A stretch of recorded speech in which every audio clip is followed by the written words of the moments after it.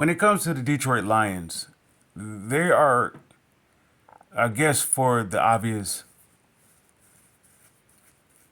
you could say that they are number one, they are contenders, and number two, they are in a position to continually to contend. They they are in a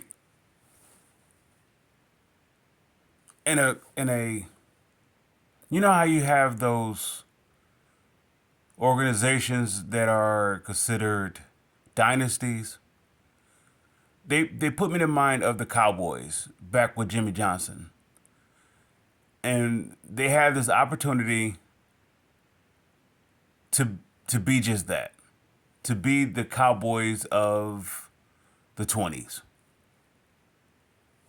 They can literally go, if by of course by getting their first one, which is going to be the toughest because they have 60 plus, 50 plus years on their shoulders. It's not like the Cowboys where they won in the 70s.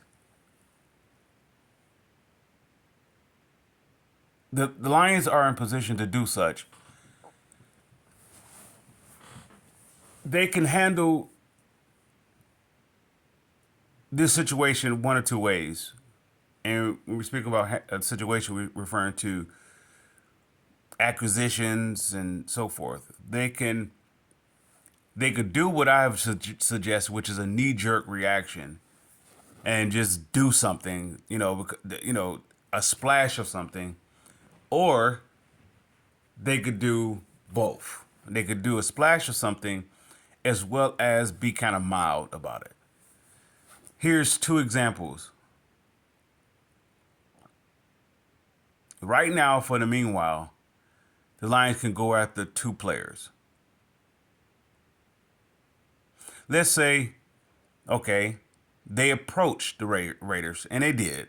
And let's say they approach the Browns. And this is the very reason why the Browns is at ownership or a general manager is talked about Myles Garrett. And this is why Mark Davis talked about Max Crosby. It's because of the Lions. It's not because of no other team. It's because of the Lions. 'Cause there's a demand around the fan base, not just in Detroit, all over, that the Lions they should have one of those players. So the best way to tell the fans no is to go ahead and say they're off the table. So once they did that, the Lions they put in a better situation. I at the mo at that, like why I called it a knee jerk reaction. I thought at that time that was the very best that the Lions can do. The very best that the Lions can do is actually do three different things at once. They could dress right now, and they can dress this off season, and then they can dress going down the road. All with this one move by the deadline. Let's say if they were to get two players. Let's say I hear rumors about Trey Henderson and possibly Zadarius Smith. Let's say if they hypothetically they was able to get both of those. All right. That will take care of them for this year. And if they decide to if I know the Lions how they are, they will not give them the highest price because they didn't draft them number one and they're not their guys. Once Montgomery became their guys, they gave him the extension. They're not their guys. They will have to prove it through the course of the remainder of the season, through the course through the playoff run, and then they will see if they're the guys. Then the Lions will give them possibly an extension. If not, they'll cut their ties. The second phase would be going to this offseason with a nice size amount of money, as well as you have contracts that can be restructured and so forth. They can let's say for example, if they were to go after right now Hendrickson and Smith, right? Or the gentleman from the Giants, the outside linebacker, outside linebacker, defensive edge. He may be a little bit more expensive than those other two. And let's say they went out the other two first, and it was able to strike a deal for both of them. Of course, the compensation, the cap, it wouldn't. I mean, not cap. The draft wouldn't be as much, right? So you're talking about some mid rounds and so forth, some mid round, later rounds, and okay, that would be considered what day number twos and day number threes, and you still got your day one, and possibly your day number two. Now, if they were to go after the gentleman from the Giants, then that would probably cost them a day number two, maybe a future day number one. And if they grab both of them, if they grab Smith and Hendrickson, and they go into this off season, and they were to roll the dice because there's going to be some superstars on the market now. They're going to be superstars on the market now. I don't know if Michael Parsons, of course, Jerry Jones is going to try to extend them.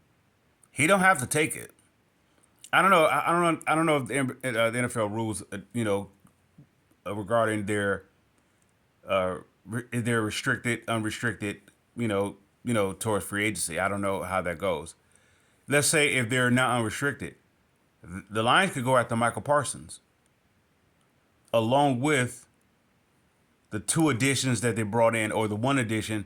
Let's say if they were to get the Giants guy, and this offseason they go after Michael Parsons, and they still have they day number ones and they day number twos. No, not day number twos, because they will probably, if they have the Giants guy, they will probably give up the day number one or day number two, or future day number one and a day number two this year. Let's say that's the case. They give up a day number one next year, or two day number twos this year and next year for the guys for the gentleman for the Giants, the outside DN. And you go into this off season, and you go after Michael Parsons. You re-sign Hutch, or you extend Hutch. That's already in the making. They already discussed that Hutch camp and the Lions. They already discussed about that. Here's the reason for it. Regardless of what happened to, with the injury and everything, regardless of that, the reason why they already got that in place because they re-signed Amon-Ra St. Brown. They re-signed Aleem McNeil. They re-signed Taylor Decker. Who was that?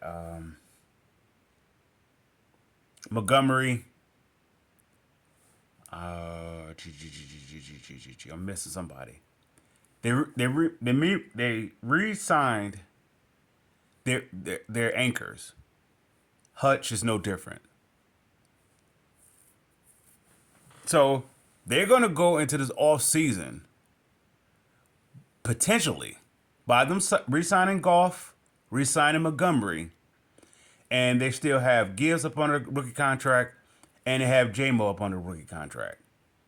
By them having those, and Laporta, by them having those, and their offensive line is pretty much intact. They may draft a guard center for the likes of the replacement of Ragnow, and they may go somewhere with that depth, with that direction. Outside of that, the Lions they are in a great position. They are in a great position to go after a gentleman, let's say a superstar on the defensive side of the ball. They do not need a superstar on the offensive side of the ball in no position. The only way that they would need it would be a quarterback, and that's clear that they don't need a superstar at quarterback. Outside of that, the Lions do not need a superstar on the offensive side of the ball, including the offensive line, as well as any skill position. They don't need it. On the defensive side of the ball, they need a superstar. The Lions can get the Trey Henderson and Zadea Smith, and when it comes to restructuring them or extending them, forgive me, not restructuring, extending them, they can get them at a good, reasonable deal. At the same time, they can still hit a home run and go after a superstar this offseason. That takes care of right now in the present, and that takes care of them in the future and the future to come.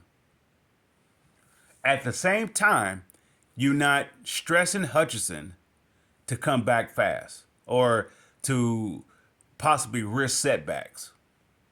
You allow him to pace himself. That is already intact, regardless of what happened to Hutchinson.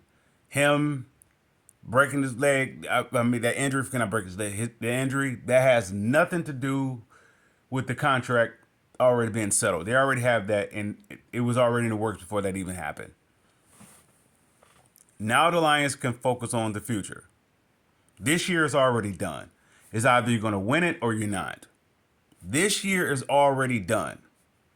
This season, this NFL season is already taken care of. It's either you're going to win it all or you're not. There's no, as they would say, moral victories, runner-ups, and it's either you win it all or you don't. If they're not in a position to win it all now, let's say if they were to get the gentleman from, or a gentleman like from the Giants, so outside edge type of guy, that will put them, if they get an outside edge, that'd be an outside linebacker and DN. If they were to get that type of player that is at a let's say top 10 type of edge right now, they are in the Super Bowl. That's the one piece that they're missing. That's the one piece that this team is missing. Outside, you could say maybe secondary help. Someone that's still has it going. I'm not throwing this name as a possibility. I'm just giving it as an example. Someone like Jalen Ramsey, that still can play at a high level, but at the same time may not be maybe a step slower than what they normally would be when they was in their prime. I guess you could say they're a little slightly past their prime. They could get somebody like that in the secondary, unless they were to get a superstar in the secondary. Either which way it go, I'm going to say if they were to roll their dice towards the Giants, which I possibly believe that would be more a likely, superstar type move than Myles Garrett or Max Crosby. You know what? The Lions is playing it this way. We gave you our pitch. Y'all didn't take it. We'll wait for you to come back around. If the Lions organization if the Lions organization have turned the corner from being the SOL, that will mean how other owners review the Lions as one of those teams that luckily is a franchise and they don't get no respect. If they turned that corner, if they flipped that page or they turned over that table and they literally became a respectable organization, those teams will come back to the Lions, the Browns, and the Raiders. They'll come back to them. Why? Because both of those teams are rebuilding, and Detroit is in a position to help a rebuilding team. Whether you're talking about them, I don't know if they would do this, the Lions that is, if they would let go Jameson Williams in spite of his recent incidents. I'm not saying let him go because of those incidents. I'm saying that he is he's a receiver, so I don't think they would. I don't think the Browns would, because they don't really have a quarterback. But yet, they will have a quarterback once Deshaun come back from injury. That's if they continue to stay with him. The Raiders don't have a quarterback, nor do they have a receiver because they traded Devontae Adams and they don't have a quarterback. The Lions have Hooker, Hendon Hooker, and they have a receiver or possibly a running back, Gibbs. As good as Gibbs and Montgomery are together, they still can get the Lions more assets. That's the beautiful thing about the way this team is.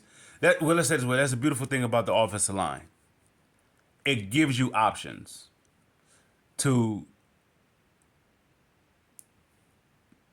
explore the possibility of making your defense from being average to good to great, and then even take it to the next stage of being from great to dominant.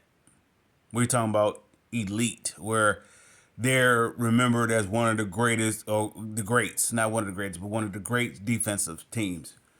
You know, they can literally take that from this going to this trade deadline all the way up to for the next 2 years.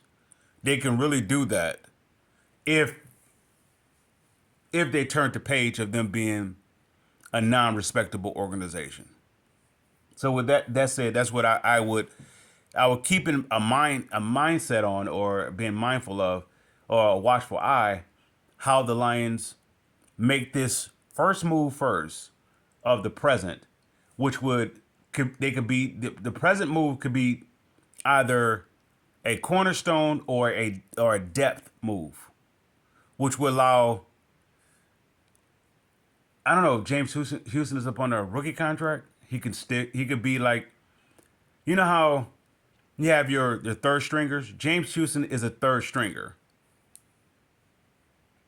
If not, he's like a practice squad on a elite team. He can fill in. You get an emergency fill in from this guy, but you could cut him, let him go, whatever. I'm saying if they were to get Trey Henderson and Sedarius Smith, those are depth moves. And then this offseason, they can go ahead and go get the superstar. On the defensive side of the ball, a superstar.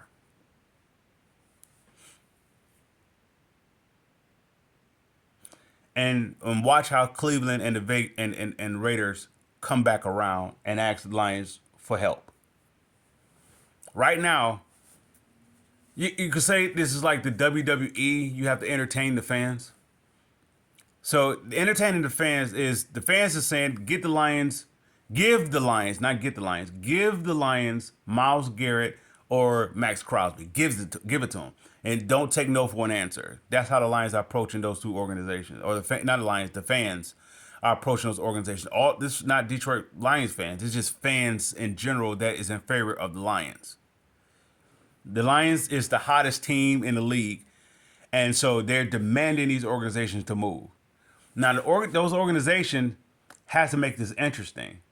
Those two guys are off the table, right? There's still entertainment. So what they're going to do, they're going to circle back to the Lions and see if there's an offer on the table. Not because their season is going worse, whatever it can be. It's just how you entertain the fan. Was well done. And the Lions could, if the Lions is part of the entertainment, they entertain it. If they're not part of entertainment, they have plan A intact. That was going after those two players was like plan B or C. Plan A is to do it without those two players at a very elite level. And that's where you go for your superstar. And once again, if they were able to make a deal with the Giants for the defensive end outside linebacker, that makes those Max Crosby's, Myles Garrett scenarios plan B's and C's. They're not as good. Of course, you say Myles Garrett is a outstanding. He's a top 5, top 10 defensive edge, pass rusher. Yet the gentleman that from with the Giants, the outside linebacker, and as well as defensive end, I get 2 for 1. I get 2 for 1. That's a better fit for me than just having a strictly pass rusher. So then if I get the gentleman from the Giants, I'll stay with the East. I stay with the East, the NFC East, and I would go towards Jerry's world, and I will pluck Michael Parsons from him. I will pluck him. I'll go get out. If I'm not getting him, I'm getting someone like him. Can you imagine the defensive end? Let's say it this way. Let's paint a picture. Okay, let's say if you have, of course, you got a lean in the middle. You may have some depth guys like I don't know if they would keep Pascals, or I don't know if they were keep Reader. They would get him at a they would try to get him at a cheaper rate because of this scenario. Let's say they were to get the Green Bay, the Giants DE outside linebacker. As you guys know, I'm not saying his name. I refuse to butcher it.